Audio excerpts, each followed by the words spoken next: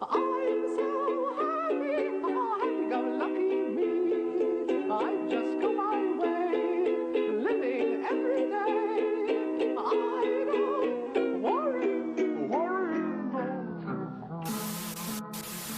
Ladies and gentlemen, boys and girls, welcome to the show.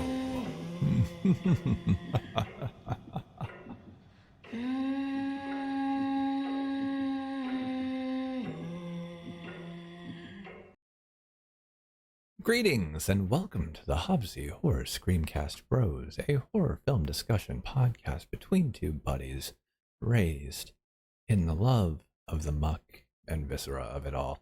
I am your host, Hobbesy, and over yonder, broadcasting from the void seas, is RJ. RJ, how are you today? I hope I'm coming through loud enough. I'm real low. I am doing well. How are you? I'm here. But I'm happy I'm here. I'm ready to go. We had a good time with this last one, but before we get into it, I don't think we've got any updates right now other than we're getting experimental. I did see one thing, if we're talking about things we're looking forward to, and it has nothing to do with horror movies, unfortunately, but it did catch my attention. Apparently, there's a Power Rangers reboot coming. Oh, I do not, if somebody would like to verify that for me, I would be very, very grateful. But I did see that in my scrolling of the internet. And like I said, it has nothing to do with horror movies, but I'm like, all right, let's just not screw it up this time. But I digress. I will make the argument that it could be considered horror, and that it is heavily in the kaiju territory. I mean, it's an argument.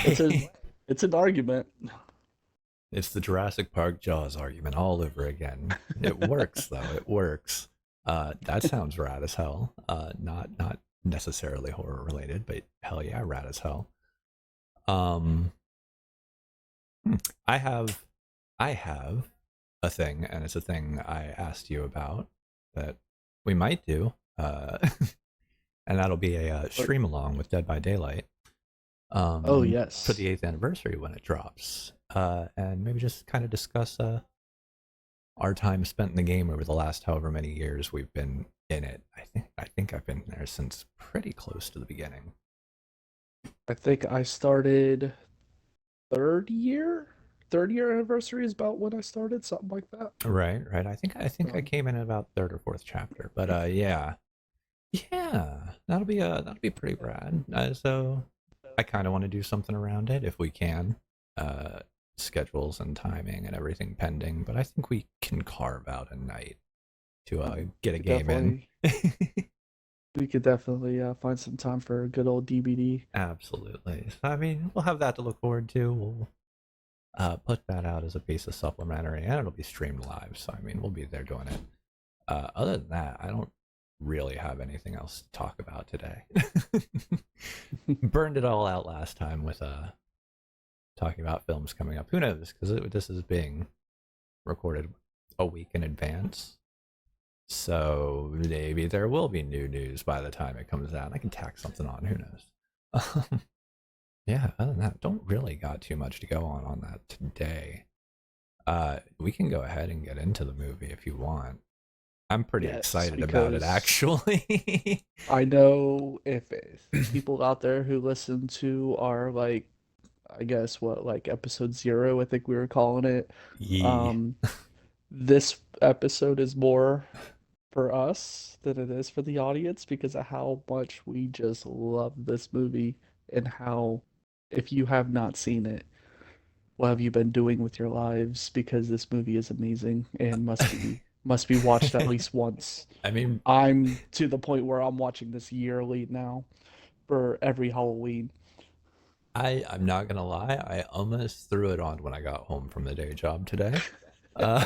I sat down and I'm like, I support all of this. What am I gonna do with the couple hours I've got available to me to just kind of fuck off and de-stress and unwind. And I'm like, I could just throw, even if I just put it on in the background, like just let it run. Yes. Um, Yes. It I is that good. I opted to play party animals instead because the visual of cute, fuzzy, fluffy animals beating the hell out of each other was on equal footing, I'd say, with the film. Uh, but yeah, no. With the last time you saw this movie, you were a kid, eh? Uh, Yes. Honestly, I think the last time I've seen this movie, I was still living in Ohio, and I moved like 98. Let's just put it that way. And yeah, like I think the last time I seen this movie, I was still in Ohio, like elementary school age. And I don't know why it took me so long to watch it again because I do just absolutely love this movie. But yeah, and it was definitely so good to get back to it. I Like we were literally like watching at the same time, just like laughing almost throughout the entirety of the whole cackling. movie because of how good it is. It was so much fun. I be slacking too. I think the last time I saw this movie was it had to have been at least 20 years ago. I was still young, uh, but not too young, but still young. Um, yeah, and I always knew this was a favorite. I always knew I loved this movie. I could see, clips and everything from it. It's fantastic. It's like, yeah, I remember that. And I think it's because it's a very brain off movie. Uh, I would say so. it is such a brain off movie. Just kill it, go in, you're gonna have a great time. I don't know if Not you a can. not a not a lot of plot twists, not a lot of, it's just here it Right, is. it's very Enjoy. direct, and that was a point made while we were watching. Yeah, Just it man, gets this movie straight just to the gets into point. it, right? Right. This movie just gets into it.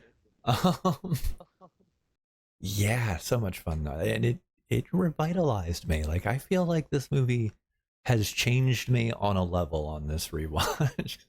I know what pure joy is now in my life.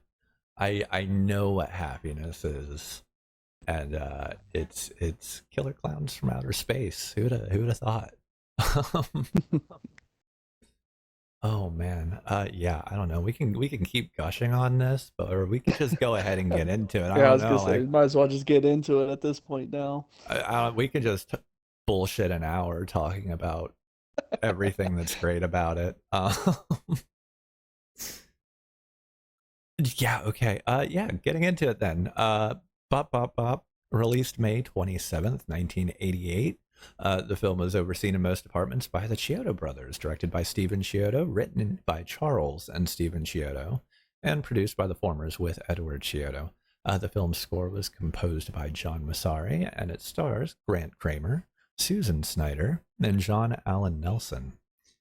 Currently, it stands at a 77% critical rating and a 60% audience score on Rotten Tomatoes, with a 6.2 stars on IMDb. Yeah, Uh, then initially when this movie came out, it did have very mixed reviews, which we actually found out never hit theaters, right? yeah, yeah. Yeah, never hit theaters. It was like straight to VHS kind of movie. So I could see why it got mixed reviews since it never really got like too much hype about it. But as like probably a little bit after it came out though, like there's just a strong, which we are part of this following. It had got a really really strong cult following to where now you see like action figures, you see like t-shirts, and well now a game coming out oh less man, than a month. yes, yes. Like Oh. yeah, definitely got that strong, strong cult following. And then actually another little fun fact I found out about this movie was the inspiration behind the movie was the pronounce it what, Chiodos? Is that how you say their name? I believe it's the Chiodo. Yeah, Yes, the Chiodo brothers. Chiodo. Yeah, so apologies for butchering the name. The Chiodo brothers were inspired to make this movie out of their childhood fear of circus clowns, which I mean, you probably ask like 10 people on the street, at least six, seven of them are gonna say, "I don't do clowns." You Right, know, right. that's just common fear. But I'm not gonna lie, like when I watched this movie at a way too early age, I'm pretty sure the reason I am not scared of clowns and actually love clowns, especially in the horror sense, is because of this movie. Like this movie made me laugh as a child to where I still love it and love like it, for example, like Pennywise. Like I love clowns in the horror sense. So it's all thanks to this movie. I don't know if it influenced me one way or another with clowns, but I know I love these clowns, definitely for sure. And I guess I liked Bozo. He was rad. Krusty's kind of cool. Clowns are dope, I guess. Yeah. I'm gonna go back to the mixed reviews and the following, and the reason it was such a small thing so far off. I thought, or rather, I thought it was funny trying to look up the box office because I didn't realize it didn't have a theatrical release. Or rather, it did last year. I think it was dated in New Zealand? Question mark. But yeah, it was a straight to video cut, and I was real confused at first when I saw it only made like 340 some odd dollars or like 700 worldwide. Uh, as far as like a quote unquote box office goes. Um, yeah, that was the reason. That was fun. That was pretty funny. And going down, I was actually going to mention. You mentioned the game, and fun Yes. fact: the composer for the film, John Massari, is coming back to compose the score for the game, which is really rad. Uh, Because one thing I'm just saying, one thing we mentioned throughout the movie was how the just soundtrack, great the music is throughout the whole movie. it is It is incredible. so 80s. Uh, the title track for the film, heard there in the beginning, is performed by the 1980s punk band the Dickies, which is pretty rad. I'm saying rad a lot. Sorry about that, It's the but 80s, man. It's but the 80s. That's what everybody was doing yeah, then. but yeah, that just really cool fun facts, and yeah, that makes me even more excited for the game because there's a level of authenticity being put into it. There's like a show of love and care being put into it. Um, which is really cool for just this weird little one-off dope horror film that really I feel like it gets the attention it deserves and more, but I feel like it's at the same time it's not oft thought about. But when it's brought up, it's a good time. Beyond that, yeah, it's just really excited for what's to come and was really good. Had fun watching it. Um, One of my favorite things in horror and especially kind of this genre of like VHS B horror is the use of practical effects over a lot of the special visual effects of the time. But practical effects and prosthetics, the Chiodo brothers themselves being uh, special effects artists in their own rights, they actually left a lot of it to third parties for the film so they could focus more on the production. But they ended up constructing the miniature set for the finale. And Yeah, and actually, like just yeah, kind of going off of that, it's just when you actually, if you have seen the movie, you can just like the way the clowns look, the way like their like the props that they use, like the cotton candy gun, for example, or oh the man, yeah, popcorn gun. It's just it gives it that like B movie like just charm, for lack of a better word, but like I think it actually brings out more of like the comedy to the movie, which I just absolutely love because you smack comedy and horror together, like I don't care how bad the movie is, I am watching it. yeah. And probably gotta give it a positive review as well. Oh yeah, definitely. I'm gonna pause a moment because And I completely lost my train of thought. I'm sorry. no, you're good. Because another like little fact that I found was at the end of the movie, Charles Chiodo, not only did he like write the movie, but he actually played one of the clowns in the movie, the big clown that shows up at the end, Clownzilla. That is actually Charles Chiodo. I thought that was like I was like that's pretty cool, just kind of how they did the whole thing and like I said with the prosthetics and it's just bravo. Yeah, Bravo. they really got hands on in all aspects of the film and in the production. It's really cool. They did a great job. I don't. I feel really bad because I didn't look further to see if they'd gone on to do anything else together as a group or individually. I'm sure they have, and I'm definitely gonna go back and look at that, later on and after the fact, just kind of educate myself further because I'm interested in what else they might have done. Just because this was such a fun, uh, energetic, and for a horror film, it's very playful, and yeah, it's a horror comedy. But it's so good. It's so well done. It embraces its own cheese. Believe me, when I see another like horror buff, one of the first questions, Killer Claws from Outer Killer Space? Clowns? How you I feel mean, about if you that? have it, you need to go back and watch it. 100%. And you were talking about the props and set pieces and everything, and I just want to they did an amazing job with that and just bringing it to life and making it feel like a madhouse circus, with the appropriate amount of sci-fi punched into it. Yeah, I don't know. It's a fun movie. Go watch it. Just go watch it. All right. Just pause this. Yeah, Go watch it. Come back. We'll talk about it. I don't know. if that's the one thing you get from this is please go watch this movie and just sit back and enjoy. Seriously, just go watch the movie. You won't regret it. Yeah.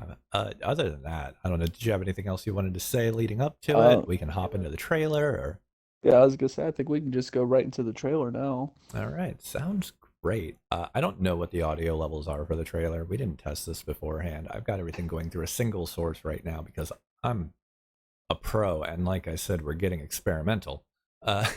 Just so if we get a little quiet during the trailer, it's just so people can enjoy the trailer. Right. I've got it about half volume right now. We'll see how it plays out. But yeah, anyway, here we go. Killer Clowns from Outer Space. Ah, that MGM. Love it. It was a night like any other night. Then something happened.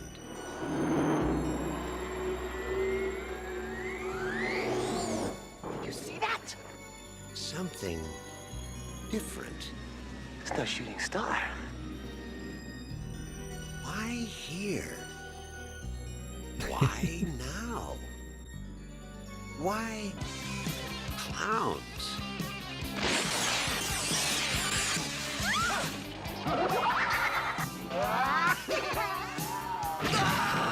They've been knocking them dead all over the universe. What are you gonna do? Knock my block off?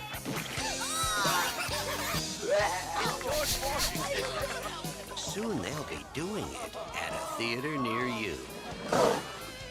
Man, Clowns they really from went in outer on space. showing the death in the trailer, eh? Yeah, they did.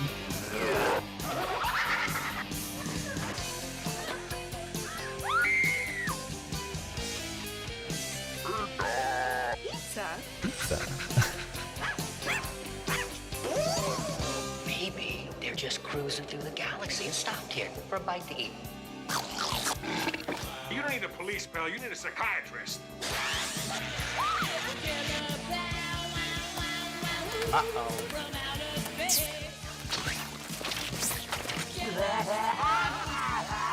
They want to play games? They're messing with the wrong guy. What are you in for? Killer Clowns from Outer Space. It's crazy. yeah. Yeah, that great tagline. Perfect tagline. You love to see it. You love to hear it.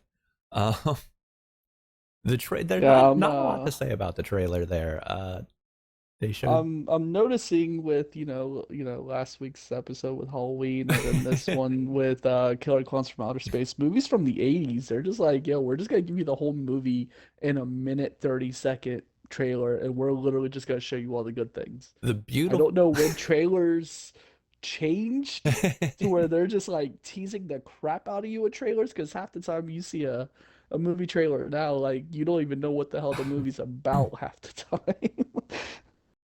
But yeah, Honestly, that was my first time seeing that trailer, and I'm just like, let's give the whole movie away. Why don't also you? first time seeing that trailer. I will say, at least there's not much to really give away. This is true. That This is very true. that showed me some good kills, and I still don't know what's going on.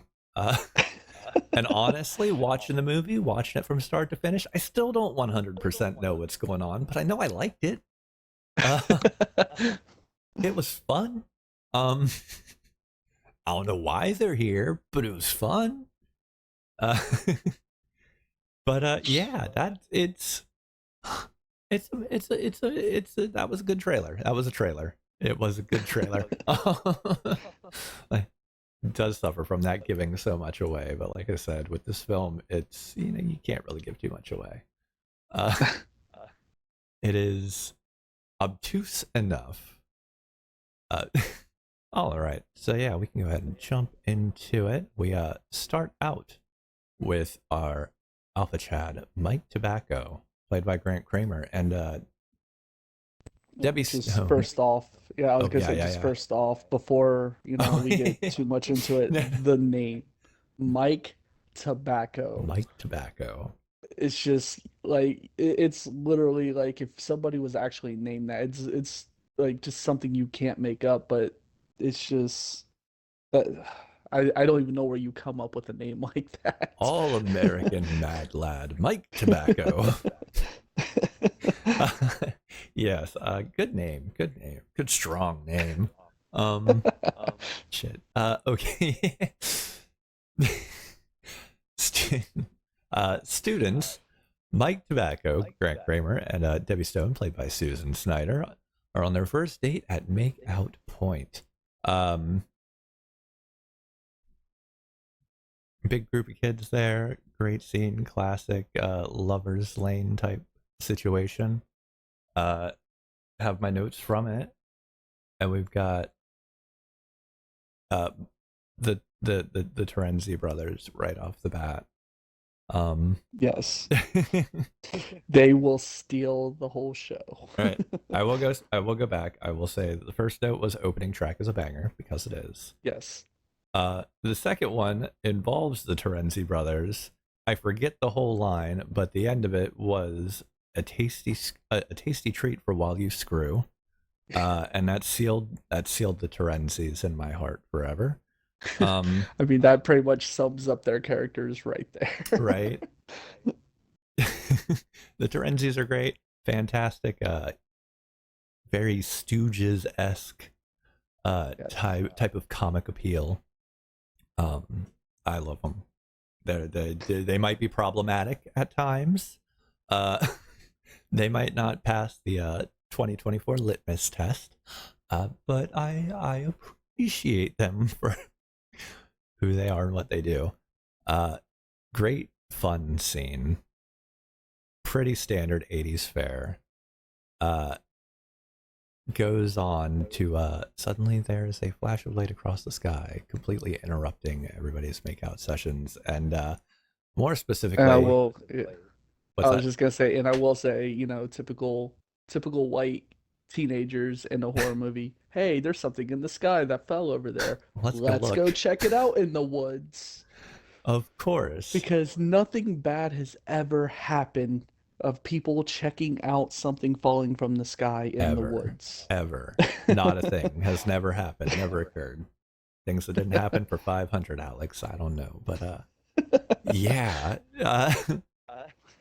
Completely interrupts any romantic tendencies because dear sweet Debbie Stone really wants to go investigate what fell from the sky. And of course, Mike Tobacco, being the all-American good guy lad he is, relents, and they make their way through the woods, where they come across, which funnily enough, before they even get to that, because the scenes do go out of order here, and I'm noticing in these notes, we have our farmer, who did he have a name in the movie? I don't think he had a name in the don't movie. know if he had a name as far as casting, But our old redneck in the woods with the dog. The dog did have a name. If you did not know a redneck or a typical like old school like farmer from the 50s, you will hear some things you have never heard in your life come out of this man's mouth. the redneck lingo in this is just, it's so good. I loved it. The writing in this movie, just period, just leans so hard into fucking goofball. It definitely does its job. Yes. Sweet baby Jesus. Yes. They knew what they were doing in writing this, and they just threw it all in the air and said fuck it. And I respect and appreciate it, because they leaned so, every part of this movie leans into just that general essence. It's very over the top. It's a film, or it's a movie. It's not a film. It's not something you're going to smoke cigars and discuss.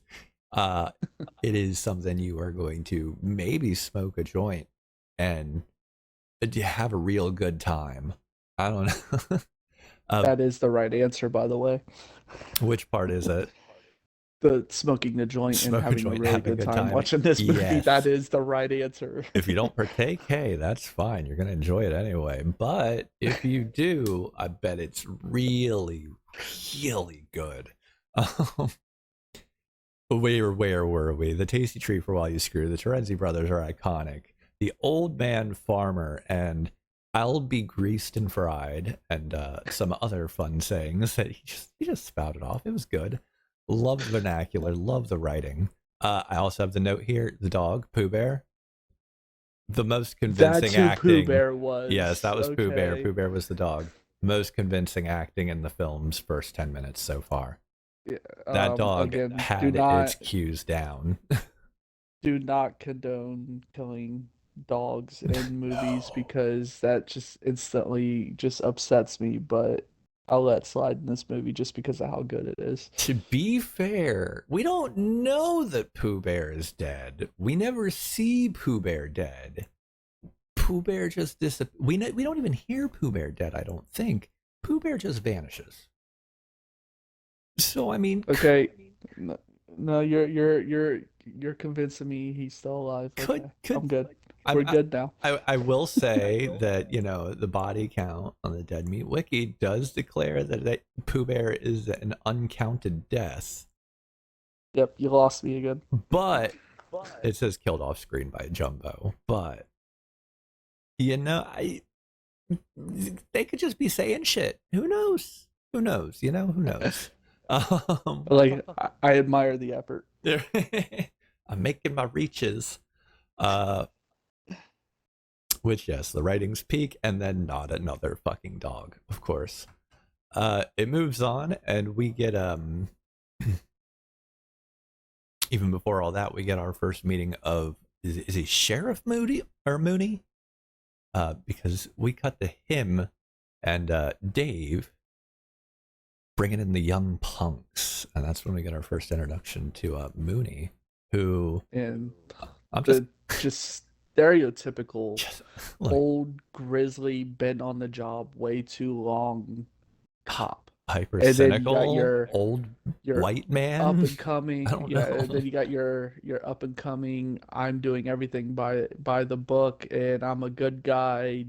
Cop in, was his name Dave, right? Dave, yeah. Yes. The Leon S. Kennedy of our force. Just the the yin and yang on cop stereotypes cop, here bad cop. is yes, that is the stereotypical yes, good cop, bad cop scenario. Mooney's an asshole. I'm still crying a cab all the way to not the bank, wherever I'm going. Hell, maybe. But we go through that. There's some profiling going on of these young punks. Puts them in the slammer. Dave tries to be a good guy. Mooney is just a cocksucker. Pop back to Mike Tobacco, because you got to say his last name. We've noted that watching the movie too. If you guys say his name, you gotta say his whole name. Mike Tobacco. Mike fucking Tobacco.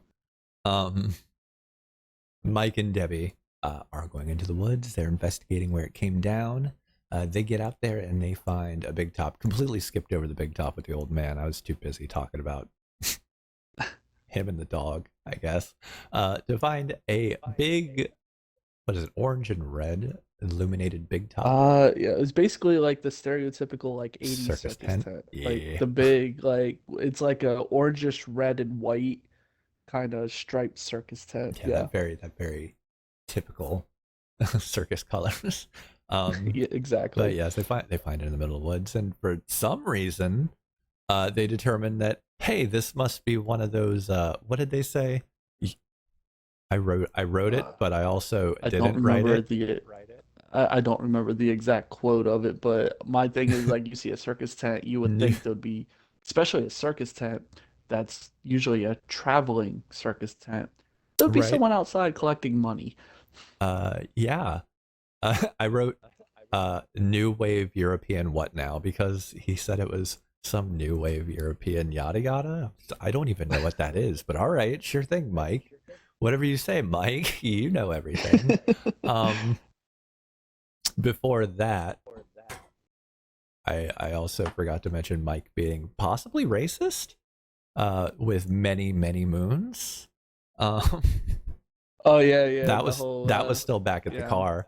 I'm pretty sure. Yeah, that's when they had to get out and walk the rest of the way, and thinking he's like, chief running bull or something. Right. And, is this my boy tracking... what I think he is? Okay, I see you, Mike. I guess it was okay back then. It was a different time. But yes, they arrive to the tent. They go inside, and nothing sticks out as weird to them, and it being full of big, strange, totally colorful hoses. And yeah, it looks very mechanical and factory-esque on the inside. But sure, all right, it's new wave European. That thing, Mike. I don't know how they find their way inside. Mike just hits a series of buttons in a random pattern, and the door ends up popping open for him. I don't know if he somehow guessed the code or if that door was just going to do that anyway, but conveniently, to move the plot along, I guess, it opens and they enter in and find the core of the ship.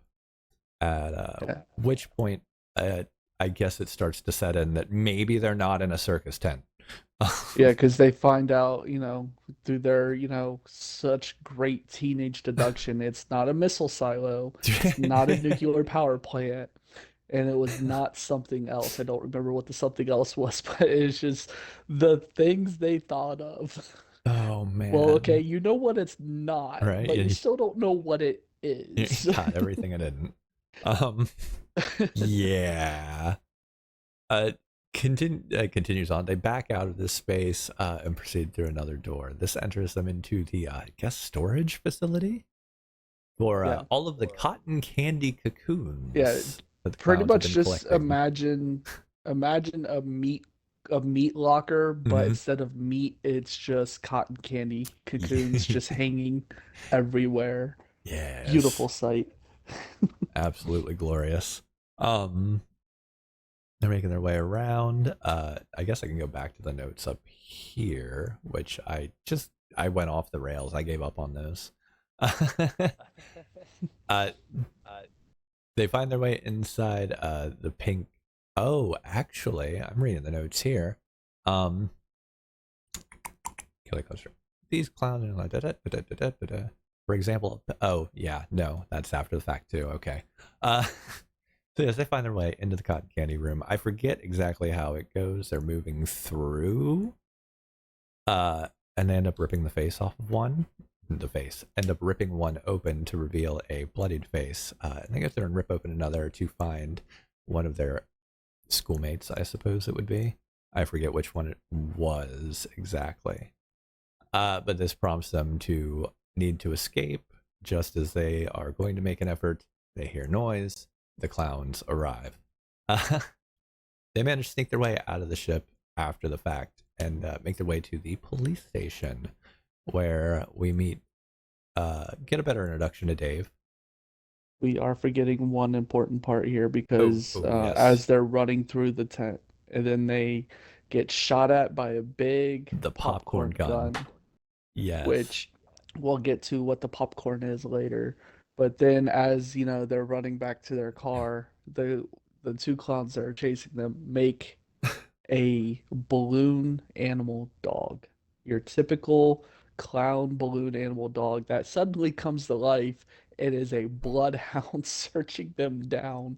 And it is just, again, this just explains how amazing this movie is. 100%. Yeah, no, I actually did skip that in my notes too. I don't believe in UFOs, but coming from a lady skeptic, the practical effects on the clowns, the cotton candy cocoons are so, I mean, it's big and it's goofy, but everything in the ship is it screams circus, even though it's very mechanical, very factory-like. They did a great job on this stuff. And also the popcorn gun. And then Balloon Bloodhound was written, followed up by the score fucks so hard. But yes, they get shot by the popcorn gun, are pursued by the balloon animal dog and two of the clowns, but make their way to the police station. Is there an in-between part here that I am forgetting about or missing? No, the only thing you were missing was the balloon dog, because they get back to their car, and that's when they drive to the police station. This movie was about the same length as Halloween, but it feels like it went by so much faster. I mean, from the jump, it jumps right into it. Yeah, it's really not a lot of filler. No, not at all. But okay, so yes, we determined, oh no, the clowns, they're collecting humans in this cotton candy. Mike and Debbie make it to the police, and they're telling Dave when Mooney comes in, and of course Mooney is Mooney during this whole situation. Just the whole time he's answering the phones from the townspeople. He literally thinks the whole town is playing a prank on him to get him to quit and retire from being a police officer. And they're all just going off, well, my wife just got carried off by a clown in a balloon. And it's just, it is just so good. Mooney is just Mooney. I don't know, but he comes out the gate saying, that this is just a prank. Oh, the Terenzis, you roll with them. You're all just trying to play a big joke. I'm not gonna fall for it. He also calls Miss Stone a tramp. Real sweet guy. Dave takes it on himself to take them back. They're talking about there are dead people. Dave thinks that they need to investigate that. Mooney thinks he's a friggin' idiot. Debbie, Debbie and Mike leave the station to take Debbie home. This is also when we find out that Debbie and Dave were a thing.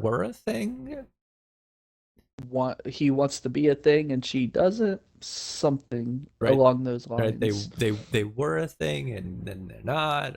But yeah, fun fact all sprung on Mike Tobacco, all-American good guy, who takes it in stride like a champ and gets a smooch off of Debbie right in front of Dave when they drop her off at the house. Before continuing back on to the Lover's Lane, where everything transpired. They arrive back, and during this whole time, during this whole time, Mooney is starting to get his phone calls from the station and being very disregarding and really bad cop. Yes. But they arrive back at the forest to, lo and behold, find that the giant glowing circus tent in the middle of the woods is gone. Returning to the park area, however, they realize there are many cars and they are all abandoned. Dave investigates. I'm trying to look at my notes real quick. Sees the cars covered in the cotton candy. Yes, covered in cotton candy. Finds the glasses. They belong to another student that Mike can identify. And it's about this time Dave stops thinking Mike is crazy and starts getting on board with the whole clown deal. Why did I write damn? Okay. No. Whew. All right. It's about this time we start getting into the clowns, getting into the town. I think the first kill we get is the puppet show at the little gazebo. Yes. At night, where Captain Nerdboy comes strolling up, and my note is just, who the fuck just accepts the creepy puppet show in the middle of the night in a random gazebo? Who's doing that? Not me. But first, I'm going to say official on-screen kill, I think, of the film. No, because the old man got in the cotton candy at the very beginning. Okay, so that was on screen. Fair enough. All right. Second, then, maybe. I don't know. Whatever. We get a kill. Clowns are in the city. Begin showing up at people's houses. They begin their harvest of everyone and everything. This is the calls are ramping up on Mooney, who is believing the entire town is in on the Terenzi brothers joke. Because yes, Mooney, the Terenzi brothers hold that kind of sway on an entire town. The clown car. Where did I get the clown car? You know where the clown car. That's later. Oh no, this is the new meaning. The clown car. No. That's this is where. The clown's just holding like the clown it's is basically the just car. like handlebars with lights, and he's chasing down a guy in the car. Yes, the kills in this film are fun and outrageous, and just very creative, very fun. I don't know if I'll be able to select a favorite necessarily. I've got my favorite in mind, but I got these are two. You got two with a third one that's a real close. that's right up there with it. You know what? Fuck it. We're just doing a top 10. Top 10 favorite kills. Tuesday. Where the hell was I? Yes, we get to. I know what Dayam is at this point. This actually comes before the Terenzi brothers. Not before the Terenzis, but before Mooney believes that everyone is in on it now. We get the first kill, second, third. I don't know what number it is. It comes after the creepy puppet show kill. The damn that I got is what I think you said was one of your favorites, but we're not gonna settle on favorites just yet here. But yes, the head knocked off biker moment. It is probably my favorite scene of the whole movie, because this is the scene that really stuck out to me as a kid, and because I don't know the clowns' names because they don't really have names for them like in the movie, but Yeah, it's they the give him in the smallest credits. clown is just he's on like a little tricycle just riding up to this biker gang. And of course, biker gang being a biker gang are, like snickering and, laughing at him and going to and going to confront him. And the leader of the biker gang, asks the clown if he can, take it for a spin. And of course, the clown shakes his head no. So he just picks it up and just smashes it. And of course, the clown gets upset. And the guy's like, so we want to fight about it or something like that. And then all of a sudden, he just pulls out these boxing gloves and is just doing literally like what 1920s boxing, the whole put him up bit and everything, and then just literally just knocks his head off. And then that's when it goes to, and this is not from me, this is how he's credited in the movie, the black biker. That is the credit. Damn, that is where damn came from in my notes. By far, like, still to this day, my favorite scene in the whole movie. I think that's about the time I'm like, you know what, clowns aren't scary, they're just funny. This is fun. For our own reference, that clown is Shorty. Because even before that, I didn't even make a note for this part when they were going door to door, but pizza is yes, fantastic. All three clowns standing in front holding a stack of pizza boxes open up, Shorty's inside and pops out. I will say, like, seeing that scene triggered something in my head, and I think feathered hair is just like my type of just hair. Like, that is my aesthetically the 80s pleasing typical hair. blonde hair. Yeah, feathered blonde hair, and it's just like, that's my favorite kind of hair. I don't know. I want kind of short in the front, feathered up, kind of longer in the back. Like, yeah, that's the hair. I had to go back and note that because that actually goes in order. We missed a couple kills. The talking man, who I think is the old man. Joe Lombardo is the one they found in the cotton candy cocoon. The boy what? I don't know what that one is. But yeah, was that the one with the puppet show? That might be the one with the puppet show. Yeah, that is the puppet show. Yeah. Jesus. Yeah, okay. Back in order, where we're going. Retreating back, they're going back to the police station. Dave and Mike, that's the next scene I think we're on. Dave and Mike go back to the police station, find that it has been ransacked. There are oversized clown shoe prints leading. You missed the shadow puppet scene. Did I skip the shadow puppet on that? Yes, and that is one of your favorites. We found out watching. Oh, I absolutely did, because throughout that whole just like cutting from scene to scene, showing things, we get the guy who was killed in the car crash, who was killed by Slim. Yeah. Then the big top burger guy getting dragged into the dumpster, and then the 5 people at the bus stop. So yeah, then I completely skipped over the scene with Mooney fighting. Fighting Jumbo.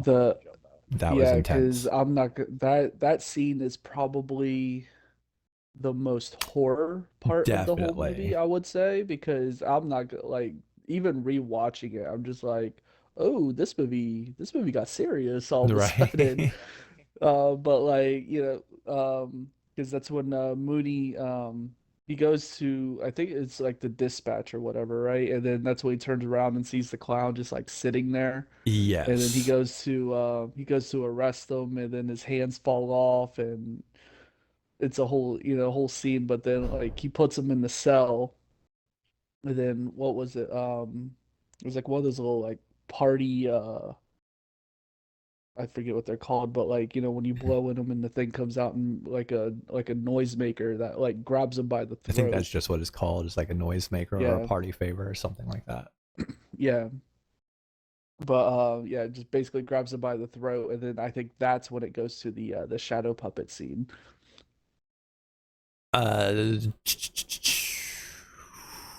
No. Shadow puppet scene is actually before that. 5 people at the bus stop. Love the shadow puppet scene. Love the visual effects on it. It's cute. It's adorable. It's fun. Really luring the audience into it. And the T-Rex is fantastic. That makes me so happy. That's where Mike and Dave see the clowns in That's person in where- action for the first time for Dave. Yeah.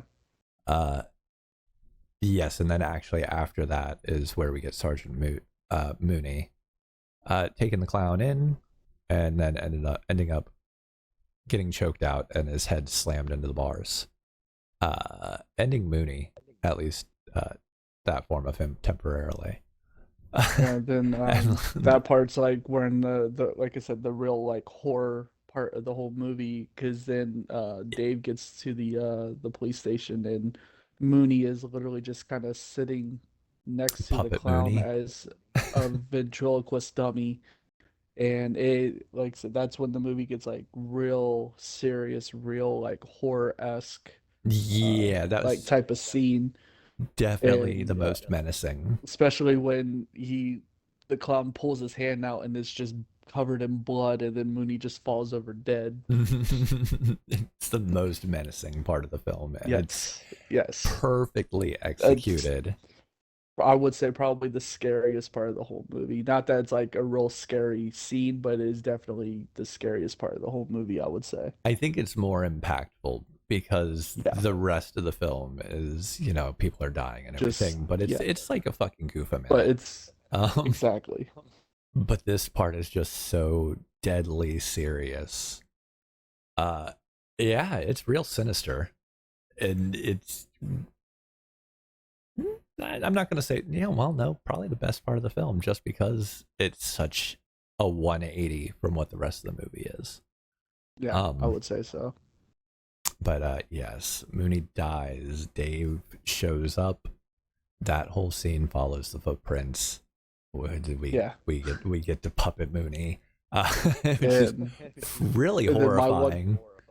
My one question is because you literally see like footprints like you would in like a Bugs Bunny cartoon, like just all over the walls, the ceiling, the floors, everything. I'm like, okay, so did the clown actually just throw those down, or did he really walk all over the place like that and leave those footprints? Really impressive if the latter. Still pretty dedicated if the former. Good on him. Good on him. Jumbo is the MVP. Unfortunately, after Jumbo killed Mooney, he does not spare the punks in the cell as they're found later in the cocoons. Then this is where Dave pulls out his gun, shoots him like 3 or 4 times in the chest, does nothing, and then next thing you know, he shoots him in his bright red nose, and that's when we find out where the clown's weak spot is their red nose, because of course it is. That's when we find out. That's not when anybody else finds out. Oh yeah, that's just when Dave finds out. That's when Dave finds out, and then Dave proceeds to not tell anybody for the next almost rest of the film. Yeah, exactly. No, man. Yeah, so Dave finally figures out, shoots him in the nose, makes the escape. Where do we pick up from here? Because Mike splits off and he goes to Debbie in her, well, the whole shower scene with Debbie. Yes. And then because when they got shot at the beginning with the popcorn gun, there was popcorn on her clothes, and of course she puts dirty clothes into a hamper, and then the popcorn actually is how they make new killer clowns from outer space. Yeah, I thought that was a fun reveal. So when she gets out of the shower, she notices the hamper just moving, because why would a hamper move, and opens it, and you just see 2 clown heads on like almost like a vine. Stems, yeah, like something like that, like trying to attack her, and there's just like like 5-6 clowns in her bathroom just trying to attack her. It's a really big fat one that pops up like out of the toilet. Out of the toilet, yeah. Man, that's nightmare fuel right there. Ooh. Yeah, but that's when she eventually gets captured in the balloon and attached to the clown car. Yes. And at this point, I think because that's when Mike and the Mike Terenzis are pulling up. Tobacco. Mike Yes. Tobacco and the Terenzi brothers, three stooging it up. And then you Uh, get the typical 80s chase scene. Yeah. Again, going back to the clown spawn, we don't get to see them in the dumpster scene when the No. burger boy gets pulled Mhm. in. So seeing them here was really cool. It was a great reveal, and again, just like the prosthetics or not prosthetics, the practical effects that they use in this film, and just what they came up with is just it's peak. It's friggin' peak, man. It's tasty. I love it. I love those little clown heads. But yes, by this point, Mike has gotten the Terenzi brothers to drive him. They pull up to see in time to see her getting taken off in an orange balloon, and we get a chase with a clown car or a clown bike or a. No, it was the actual small clown car that they were all in. Okay, so this was the actual clown car. Yes. And then the ice cream truck that the what's their name? Terezi brothers. The Terenzi brothers, and then of course Mike and Dave in his police car. Yes, Dave joins the chase after a bit. Which the Terenzi brothers see. Oh shit! There's a cop. There's a cop with his lights on. So better stop. Slam on the brake. Slam on the brakes. Cop runs into him, and then they're trying to explain themselves out of a ticket, which they were never going to get. You told me to stop. I said to pull over. Yes. I forget what prompt. Dave gets out after this. After he rear ends the ice cream truck, asks what the hell's going on. Mike tells him that the clowns have Debbie in a balloon. They were chasing. And Dave proceeds to basically take over the ice cream truck and drive off after him. There's a word for it. I forget what the word is, but yes, he takes over the ice cream truck and commandeer, illegal seizure, whatever the hell police are allowed to do. Yeah. ACAB question mark. But yes, they continue the chase and pursue the clowns back. They pursue them back to the big top. Yes. Which is now moved and set up. Where is it set up? At the pier. There we go. That's right. It's at the pier, which comes to my second favorite scene of the whole movie. The security guard. The security guard just walking, doing his job, and then the clown car pulls up, and then of course, typical clown car. You see one clown get out. You see in this tiny, no bigger than a Volkswagen Beetle, the five main clowns all come out of this car. And of course the security guard saying, "Oh, hey, we're closed. You can't be here." And then the pies come out. What are you gonna do with that? There you go. And then just what are you gonna do with that pie? Just throw so many pies. And then actually a little tidbit on that scene, the directors actually used real pies for this scene, and you can tell they used real pies so much pie for the scene, and they actually rigged it to where like the tin, they had like a wristband on the clowns to where the tins wouldn't fly and actually injure anybody, but it's just pie after pie after pie after pie. And of course the pie basically disintegrates the security guard into where he is left nothing but his bones. Delicious. In just an amazing fashion. Acid pie. If I could have been anybody on that set that day, I would have wanted to have been the security guard. I mean, please just coat me in copious amounts of whipped topping and cherry pie, please. That sounds like an experience I would pay a lot of money for. But yes, clowns have taken over this space. They got the security guard with all the pies. Fantastic. Dave, Mike, and the Terenzis all arrive and make their way inside in an effort to save Debbie and I guess the rest of the town, maybe. It was just to save Debbie. It Let's was be really real. just to save Debbie. I mean, that's all they saved. Let's be real. They made no effort for the Zero. rest of the town. I mean, it was thought about. It was an afterthought in the last moments before fleeing.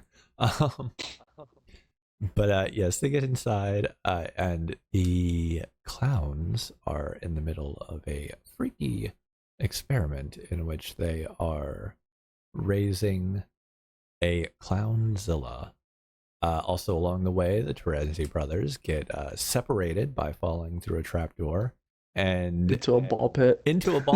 And end up getting to hang out with some lady clowns of whatever species they are.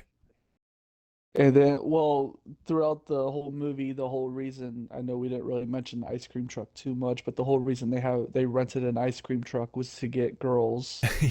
And then they fall into the ball pit and find two lady clowns with some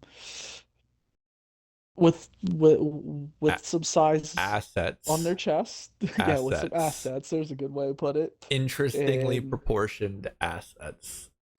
And then that's just where we go to the next scene. Clownish, some might say. Clownishly proportional assets. Yes. But yeah, the Terenzis have been trying to get ladies the entire time, and the Terenzis finally get the gals in the form of these clowns. Mike and Dave make their way through the ship, following Mike's original path back to the room with the cotton candy, and proceed to search out Debbie, finally finding the balloon she's in, and prepping to make a mistake, make an escape. And as I said, only at the last moment thinking, hey, maybe we should stop and help others escape. They were literally at the door. At the door. We're not gonna free anyone else. Anybody showed up, and hey, what about everybody else? And then three clowns show up. Us.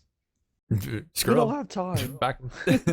So yeah, they were just there for Debbie and Debbie alone. I think at this point the clowns are also initiating a takeoff for the ship. So it is a race against time. I think there's ginger ale on my laptop screen. Pardon me. I don't know how that got there. You know what I also forgot to do? Open my booze.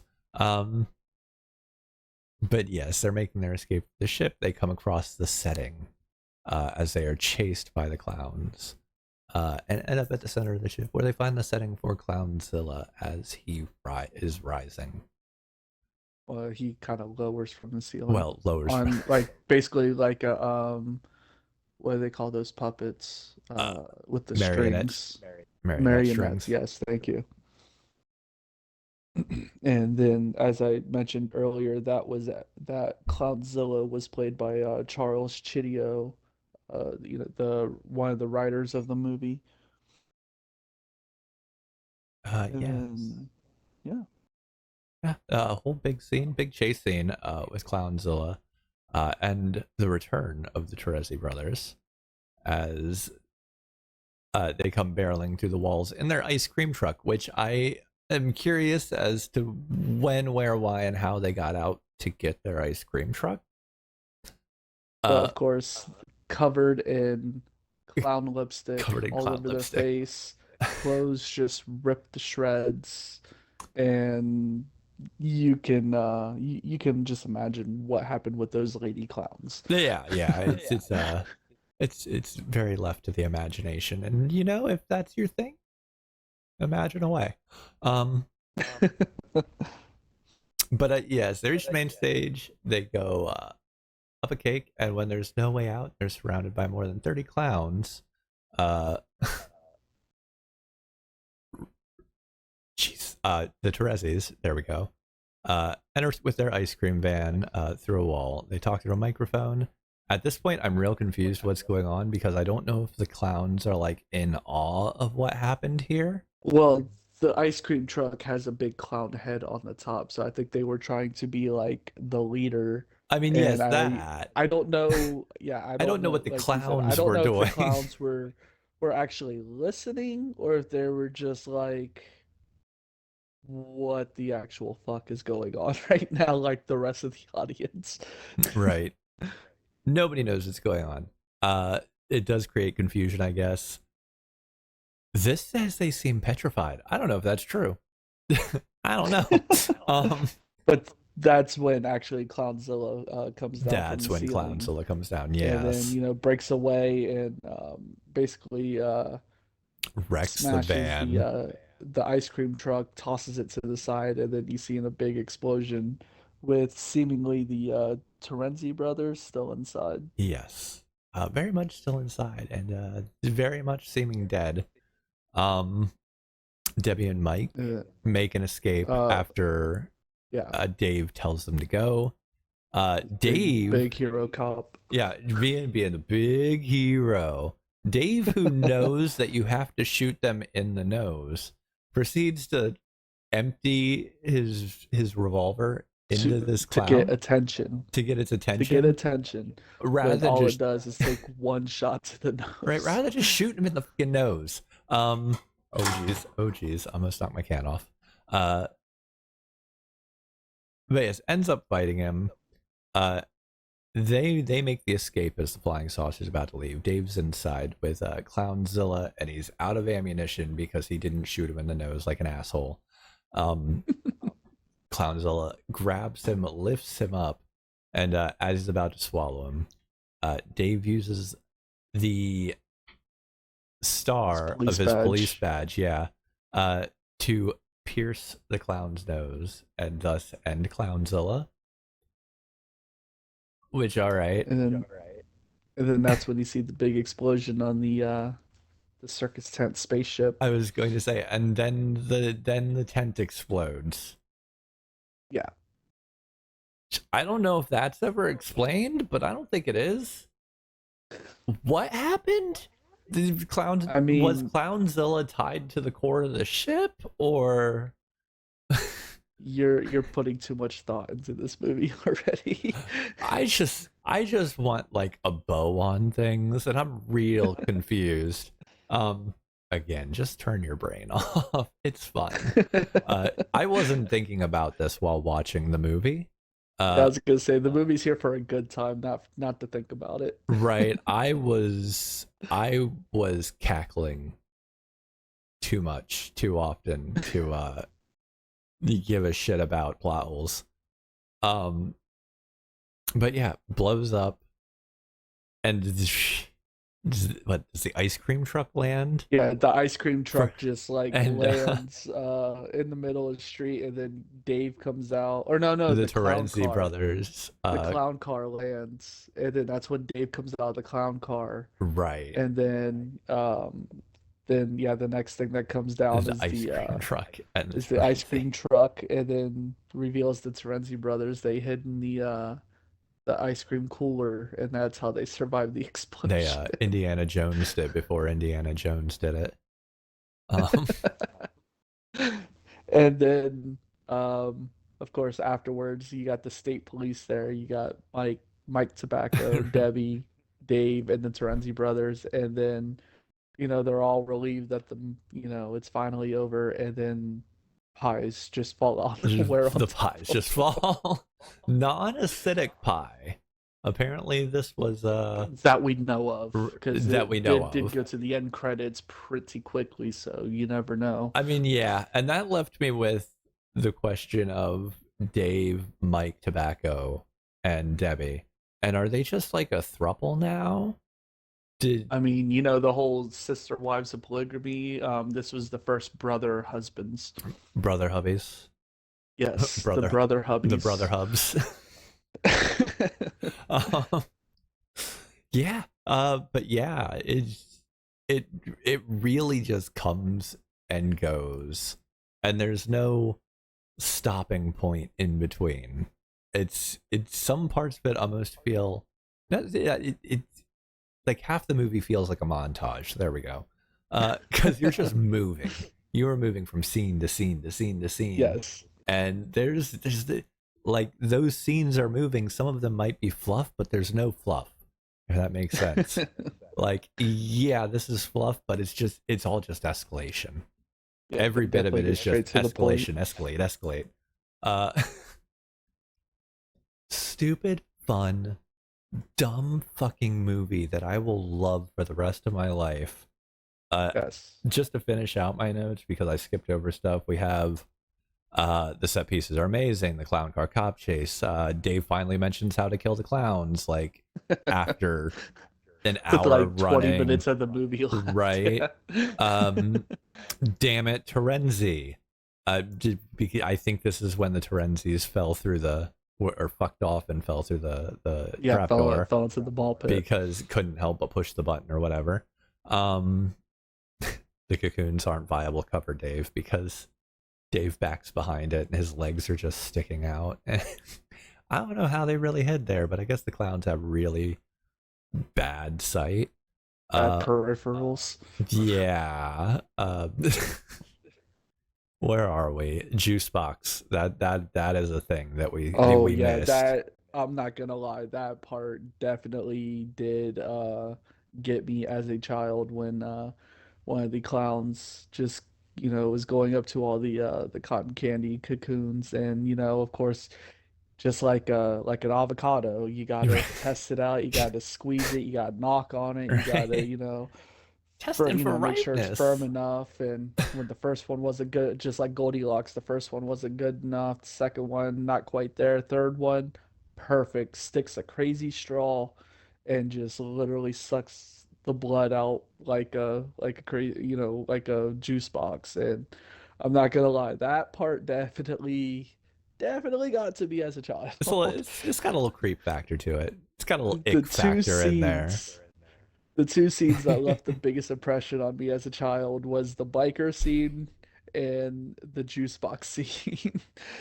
Yeah, yeah. Also, bring back crazy straws. Yes. We need more crazy straws. If we had more crazy straws in this world, I think we'd be at a more peaceful place. Just saying. Because it's hard to be a shithead with a crazy straw. Pardon me. Clownzilla. Dave the Absolute Chad, not acid pie. Excuse me. I'm gonna wet my whistle real quick. There we go. Not acid pie, and then the final comes in at the credits when the music kicks in again, and it's just this soundtrack Typical, fucks yeah, the typical so hard. 80s like rock and roll soundtrack. Absolutely. Yeah, beyond I that, I think don't have any other notes on it. I could probably I was gonna gush say, more about things that I missed, but like, I think on that note, I think we're good for what favorite kills of the movie are. yeah, I think we can jump into the And instant reslay section of the cast. I will let you go first since I kind of already talked about mine. Look, man, I already told you. I don't know if I can give one. Like, if I have to, I'm gonna put it up there with the shadow puppet T-Rex. Yeah. Because Yeah, because you mentioned that when we were watching. that is a scene that's probably like the one scene I could remember after 20 years, like clear as day. Coming up to the film, watching the film again. Mm-hmm. That one really stuck with me. I love that scene so much. Love those kills, and that's 5 kills in one. So like, that's like that is true. There's uber your kill. top 5. That's like There's your top killception. 5. Yeah, that's my top 5 kills all in one, baby. Let's go. Efficiency. All right. If I have to give a second, if I have to give anything under it, I'm not even gonna say second because everything else is just tied. The biker scene is fucking great. Love it. Damn is somehow an iconic line. And then if I have to go maybe a third behind it, I'm gonna go, oh, pizza? Just because of the hair aesthetic. It's just it's so quick too. That's the funniest right. part It's just about it. the It's just quick it little. happens. She opens the door, pizza, and then cotton candy. It's just like a 5-second scene or whatever, 7-second scene. It's fucking yeah. It's I think yeah, but I guess I'm gonna stick with the shadow puppet T-Rex. I'm gonna hold firm to my guns on that one. Uh, Uh, like I said, I could, get diagnosed with dementia tomorrow, and I know the one thing I will remember from this movie is the biker scene. And just the what was his name designated in the movie, the clown? uh, You said did I say did you say it was Tiny? tiny? I think that was it. Is But what I said? when Yeah. he just No, goes from Shorty. so Excuse me. sad, Shorty, I'm sorry. He just goes from so sad of his bike being destroyed to classic 1920s boxer, put him up in the Popeye cartoons with the boxing gloves, and then just literally knocks his head off, lands perfectly in a trash can, and then again, not me, this is Damn. how he's credited in the movie, Black the biker. black biker. Damn. Damn.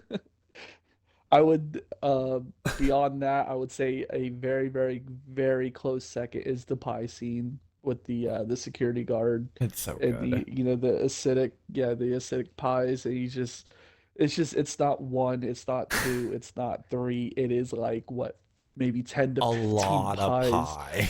Like you can't even see this man's body anymore, like because that's how many pies he's just covered with. And um to round out, since we're doing, kind of like a top three, the shadow puppet would have to be number three for me, because it is just 3 through 8. the little, just how the scene starts, the clown standing there, the little old lady sees him, and it gets everybody else's attention. That's when he just starts doing the shadow puppets, and everyone's amazed, clapping. And especially when he does like the war memorial one, and the old guy just like actually salutes him, and then the next thing is a Right. T-Rex, and they all just get gobbled up. It is so good. Uh, I think we will both agree the most unnecessary kill, or the kill that we would remove from the film, would probably be the dog. I mean, yeah, whenever there's a dog killed in a movie, that's the most unnecessary kill in the whole movie. Rip Pooh I Bear. mean, Uh, yeah, there is no second guessing on that in any future movie that we do. kill. I will add another piece to this segment. Kill I wish happened. We skipped over this scene completely. Which one was that? Luring the small child out of the restaurant with the Oh, comically yes. oversized With the mallet. little the peekaboo, yes. I Oh, I was thinking about that while we are talking about, but Man, then just- never actually mentioned it. man, just pop that kid. But Pop that kid. Fuck that. I mean, he was going that to kid. before the mom finally became a responsible parent and said, "Don't you run off." Kill that should have You happened. let her get to the damn door before you even noticed she Right. was gone, while you're staring at her eating, stuffing your face with a burger. Staring right at her in your I line of digress. sight. But yeah, kill that should have happened. That kid. Fuck that kid. What? I will go. Oh, Sorry, I dude. didn't mean to No, go interrupt. I'm ahead. just saying I will go out on a limb and just say this is probably going to be the most fun movie we do, just because of Yeah. how great it is. Yeah. I don't know. We might put Onyx the Fortuitous up there. Who knows?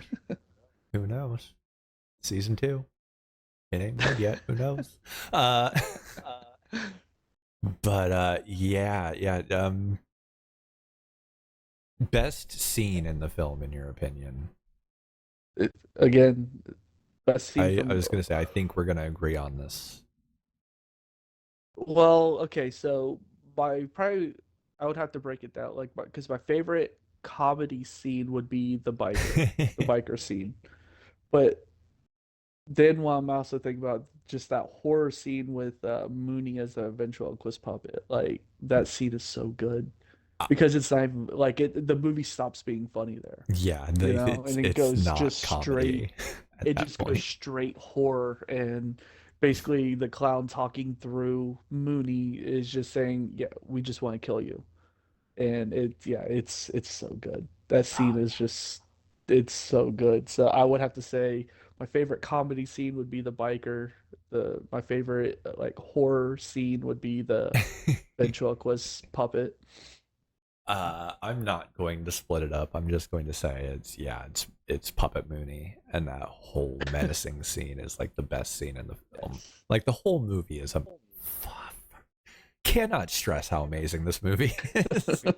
Like, I cannot stress enough how go watch this movie. It's on Tubi. Yes. It's free. You might have ads. You might not. I didn't. Worth it. It's worth it. I It is- definitely did. Go watch this movie. It's definitely the funnest film we're going to be doing probably ever. Yeah. It's one of very few horror comedies we're probably going to hit upon, at least early on, until we start really expanding into more items. Mm-hmm. But probably the best horror comedy ever. Probably. I didn't realize this, but I think this is like one of my top films of all time. Like one of my favorite movies of all time. It's always a movie I don't think about just because it's been so long since I've watched Right, it. never think about but it. whenever it's brought up or I see somebody like wearing, Killer Clowns from Outer Space, it takes me back. Right, It takes me memories back. come flooding. It's like a warm blanket of cotton candy Nostalgia. webbing and nostalgia. Yes. Yeah, I cannot stress that enough. See this fucking movie. Don't hesitate. If you didn't pause this to go watch it, then stop this and go watch it now, because we're quitting here in a few minutes. Well, before we go, we have to actually pick the next film, which I think we decided every other time you're gonna pick off of my list, I'm gonna pick off of your list. So We since this was your do. movie, you get the next choice, sir. Eagerly await. Yeah. Let me pull up your list because I have it saved in a completely separate document that I don't have open. Film I master can list. run There them we off go. for you real quick. I got it. Okay, go ahead.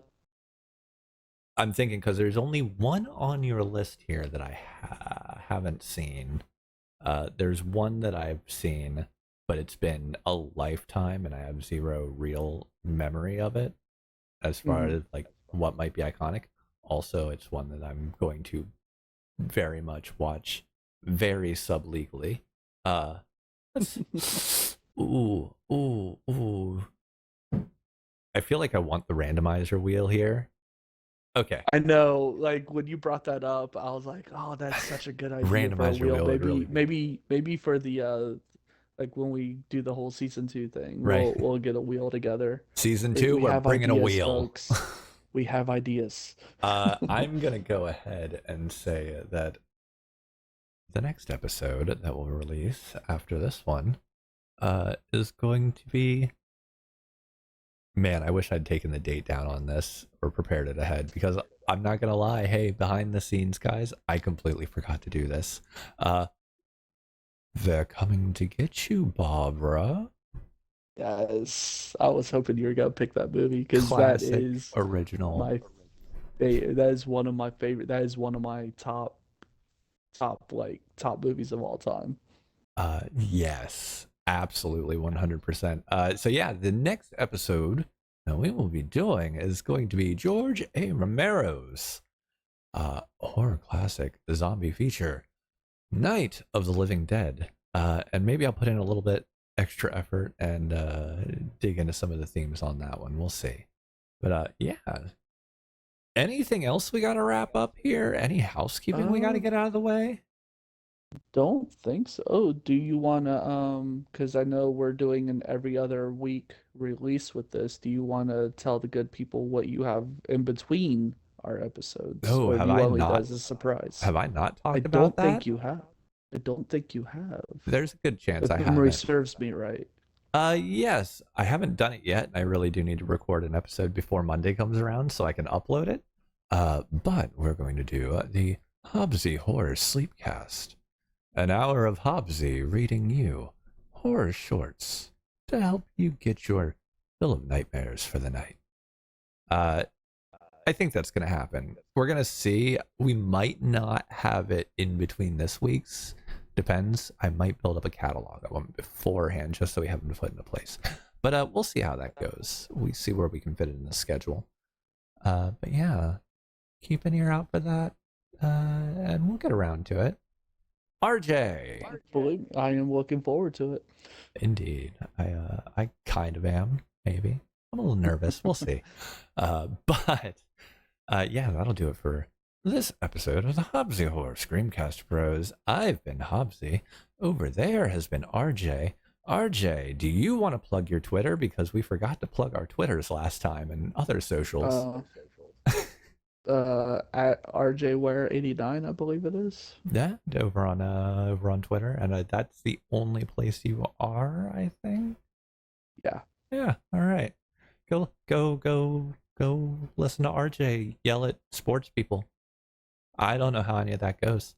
I just catch strays on it. But other than that, you can find me over at HobbsyVT on Twitter. And I think I'm at that Hobbesy on IG, Threads, Blue Sky, everywhere else. And besides that, we also have the show, Twitter, Threads, Blue Sky, and all that good stuff at Hobbesy Horror. If you have any questions, concerns, corrections, if you want to tell me my voice is nice, or if you want to tell me to fuck myself, either way, you can reach us at hobbesyhorror@gmail.com. Please feel free to write in. Tell us what you think. Where we are always growing, always working, ever getting experimental. And I think the audio kicks ass this time, but we're still going to be working with audio in the coming periods. So, yeah. Until next time, RJ, thank you so much for joining me. Of course. Everybody else, bye.